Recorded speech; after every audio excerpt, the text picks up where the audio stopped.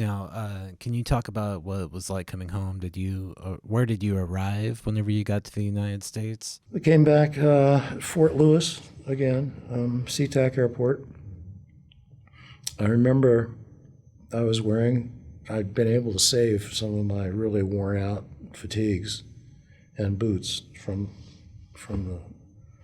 the Georgia monster who had ordered us to wear new fatigues because he didn't want to look, he only had new ones. He didn't want to be outshone by people that had been there for a while. Because if you'd been there for a while, you had a certain amount of automatic respect.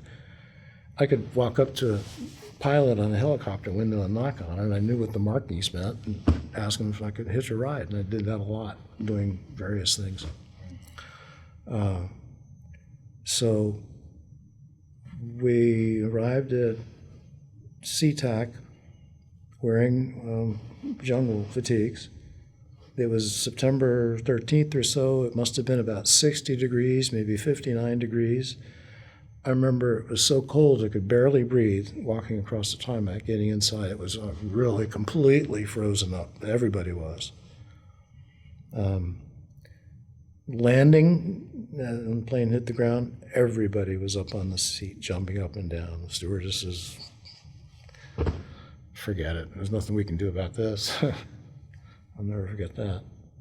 So we landed at SeaTac, cold as hell. I mean, really, really bitter cold at 59 degrees. And got on buses to go to Fort Lewis. Went through some of the training grounds at Fort Lewis. There are machine guns going off and training, and everybody's holding onto their seats. You know, we know we're home, but I'll never forget that either. That was pretty wild. So a couple of days at Fort Lewis, they had to turn in those uniforms that we'd been promised we'd be able to keep. Brand new set of Class A. They didn't even have my good conduct medal, which I got in spite of the Article 15, because it was such bullshit.